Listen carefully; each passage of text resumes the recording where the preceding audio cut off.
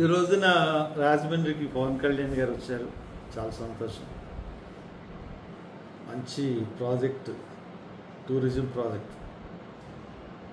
Already ఇది మా హయాంలో వాళ్ళ అన్నయ్య గారే ఈ గోదావరి ప్రాజెక్ట్ అన్నది పవన్ కళ్యాణ్ గారు హెల్త్ మినిస్టర్గా ఉన్నప్పుడే ఈ ప్రాజెక్ట్ అన్నది డిజైన్ చేయడం జరిగింది. 750 కోట్లతో డిజైన్ చేశారు. దాని తర్వాత దాన్ని నిధుల్ని డైవర్ట్ చేశారు. మళ్ళీ ఇది కొత్తగా అదే ప్రాజెక్ట్ని ఇంకో పేరు పెట్టి సరే మొత్తం మీద ఏదో చేయాలని అనుకున్నాడు. సంతోషం. తూర్పుగోదావరి యువకులకు కూడా మంచి సందేశం ఇచ్చారు. మోటార్ సైకిల్కి సైలెన్సర్స్ తీసి తోలమని. అన్నిటికన్నా విచిత్రమైన విషయం ఏంటంటే నాకు ఈవేళ అయ్యో ఈయనకి ఇప్పటి వరకు డబుల్ ఇంజన్ సర్కార్ అంటే తెలీదా అని అనుకున్నాను. నా దృష్టిలో ఆయన ఏమనుకున్నాడంటే ఆయన ఏమనుకున్నాడంటే డబుల్ ఇంజన్ సర్కార్ అంటే చంద్రబాబు, పవన్ కళ్యాణ్ 2 ఇంజిన్లు డబుల్ ఇంజిన్ సర్కార్ అని మోడీ చెప్తూ ఉన్నాడు అని అనుకున్నాడు ఈయన. అందరూ కూడా పవన్ కళ్యాణ్కి సంబంధించిన పార్టీ వాళ్ళు కూడా బహుశా అలాగే అనుకుంటారు. డబుల్ ఇంజిన్ సర్కార్ అంటున్నాడు, ఇదొక ఇంజిన్ అదొక ఇంజిన్. మళ్ళీ మన మోడీ ఉత్తరప్రదేశ్ వెళ్ళినప్పుడు ఉత్తరప్రదేశ్ ముఖ్యమంత్రి మోడీ కూడా డబుల్ ఇంజిన్ సర్కార్ అన్నారు. ఇప్పుడు ఏమో యోగి ఆదిత్యనాథ్ పక్కన కూడా డబుల్ ఇంజిన్ లేడు కదా, అంటే ఒకటే ఇంజిన్ కదా. డబుల్ ఇంజిన్ లేనప్పుడు అంటే మోడీ ఆ ఇంజిన్. ఆ గుజరాత్ వెళ్ళినప్పుడు కూడా డబుల్ ఇంజిన్. అప్పుడు మనోడికి వెలిగింది.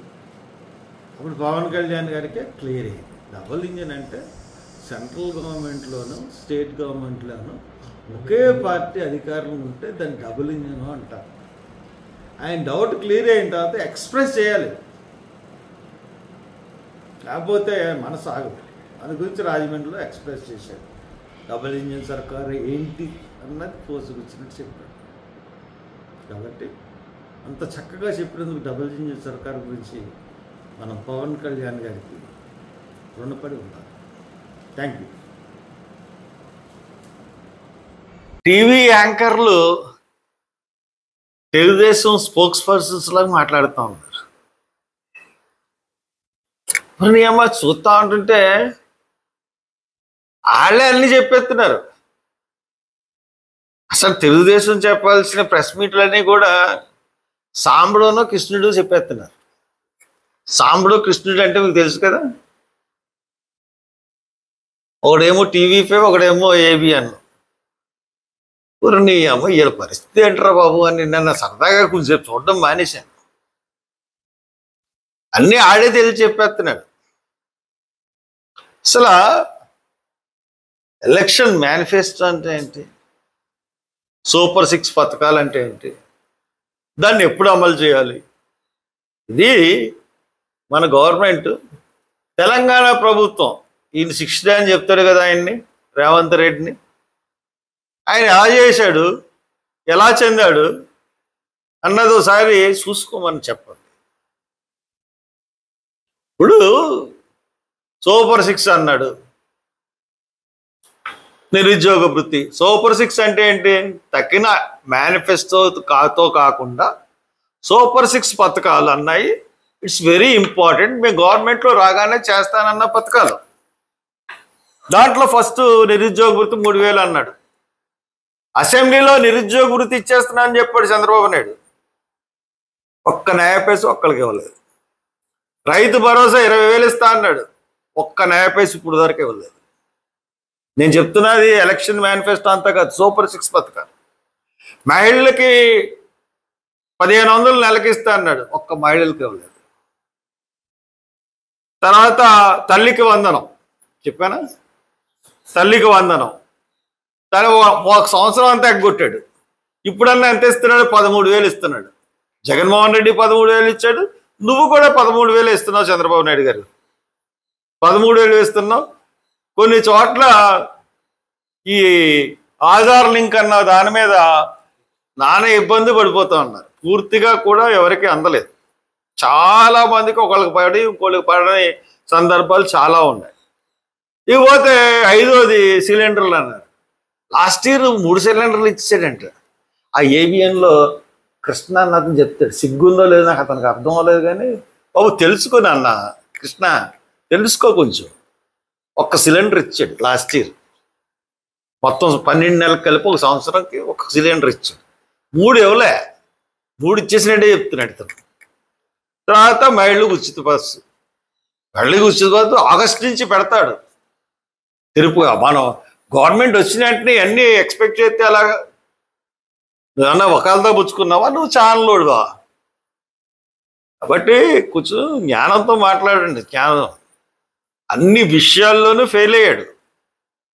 ఇంక ఈయనేమంటాడు, భూతాన్ని తరివేశాం, ఇంక మళ్ళీ ఆ భూతం రాదని. ఇప్పుడు నిన్ను తరివేస్తున్నారు ప్రజలు. నెక్స్ట్ డే టైం నువ్వు ఉండవు.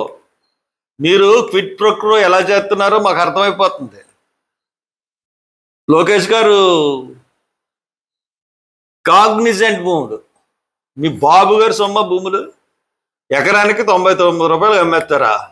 21 ఎకరాలు ప్రైమ్ ప్లేస్లో వైజాగ్లో. మీ ఇష్టం. క్విట్ ప్రొక్రో 99 రూపాయలకేమో అక్కడ అమ్మేస్తారు. మరి ఎక్కడ డబ్బులు తీసుకుంటారు అన్నది మీరు జగన్ అన్నారు కదా, జగన్ చేసిన పనులన్నీ మీరు రిపీట్ చేస్తూ ఉన్నారు. మీరు లాస్ట్ 5 ఇయర్స్లో ఏమి సంపద సృష్టించారు, ఏమి కంపెనీలు తీసుకొచ్చారు? 2014 నుంచి 2019 వరకు మీరు పరిపాలించారు కదా, ఏం తీసుకొచ్చారు చెప్పండి. ఇప్పుడు ఏం తీసుకురాగలరు? సిగ్గు ఉండాలి మీకు. కాగ్నిజెంట్కి క్విట్ ప్రొక్రో క్లియర్. ప్రతి భూ కొనుగోలు, భూ ఫ్రీగా ఇస్తున్నారు అనే ప్రతి సాఫ్ట్వేర్ కంపెనీ దగ్గర మీరు ముడుపులు తీసుకునే ఇస్తున్నారు. ముడుపులు ఏ రకంగా తీసుకుంటున్నారు అన్నది బయటకు వస్తుంది. అక్కడ రాజశేఖర రెడ్డి గారు ఈ కంపెనీలు అన్నీ వచ్చేగానే ముడుపుల వ్యవహారం బయటకు రాలేదు. మెల్లిమెల్లిగా వచ్చినాయి, అన్నీ బయటకు వస్తాయి. ఇకపోతే నిన్న నేను హైకోర్టుకి వెళ్తా ఉంటాను అనుకోండి, మళ్ళీ ఒకసారి పరిశీలించాను. పరిశీలించిన తర్వాత అసలు ఎక్కడ ఒక బిల్డింగ్ లేదు, ఏం లేదు. అక్కడక్కడ ఏ బిల్డింగ్లు కడుతున్నారు. అక్కడ పునాది వేయాలంటే మామూలు చోట పునాది వేసిన దానికి అక్కడికి ఒక 10 రెట్లు ఎక్కువ అయ్యే పరిస్థితి ఉంది. ఇటువంటి పరిస్థితుల్లో అక్కడ నిర్మాణాలు జరుగుతూ ఉన్నాయి. ఇప్పుడు ఢిల్లీ అంతా కలిపి, న్యూఢిల్లీ అంతా కలిపి 11,000 ఎకరాలు ఎంతో. ఇప్పుడు మీరు అమరావతికి 46,000 ఎక్వైర్ చేశారు ఫస్ట్ విడతలో, అన్నీ కలుపుకొని. ఏ భూములు అదే ఎస్సీలకు చెందిన అసైన్డ్ భూములు కాడి నుంచి అన్నీ చదువుకొని మీరు 46,000 చేశారు. ఇప్పుడు మళ్ళీ 40,000 ఎకరాలు మీకు ఎందుకండి? ఇంకో 40,000 ఎకరాలకి మళ్ళీ మీరు క్యాబినెట్లో తీర్మానించారు. అంటే వ్యాపారం చేస్తున్నారా, పరిపాలిస్తున్నారా? ఈ 40,000 ఎకరాలు మొదట తీసుకున్న 46 ఎకరాల్లో 98% భూములు నిరుపయోగంగా ఉన్నాయి. 98%. మళ్ళీ మీకు భూములు ఎందుకండి? అసలు బుర్ర ఉందా, జ్ఞానం ఉందా? కాబట్టి చాలా భయంకరమైన పరిస్థితుల్లో రాష్ట్ర ప్రభుత్వం నడుస్తూ ఉంది. ఈయన ముడుపులు ఇస్తున్నాడు. అలాగే ఈ బనకచర్ల, పోలవరం, ఈ ప్రాజెక్ట్ అన్ని దొంగ ప్రాజెక్టులు అన్నీ. ఖచ్చితంగా ఈ ప్రాజెక్టు పోలవరం పూర్తయి అంతవరకు కూడా మొదలు పెట్టకూడదు. ఈ పోలవరం బనకచర్ల ప్రాజెక్ట్ని పోలవరం పూర్తి అయిన తర్వాతే 27 అవుతుందంట కదా, చెప్తున్నారు కదా, చూద్దాం ఎంతవరకు అవుతుందో. ఇంకా పోలవరం మీద ఇంకా ఉంది సబ్జెక్టు, నేను మాట్లాడతాను మళ్ళీ. Thank you. హలో, తెలుగు రాజ్యం ఛానల్ చూస్తున్నారా? సామాజిక రాజకీయ జీవన చిత్రణే తెలుగు రాజ్యం. అతిశయోక్తులు అసత్యాలు ఉండవు. రాజకీయ కోణం కాదు, ప్రజా కోణమే కొలబద్ద. తెలుగు రాజ్యం వీక్షణ మీ ఉత్తమ అభిరుచికి నిదర్శనం.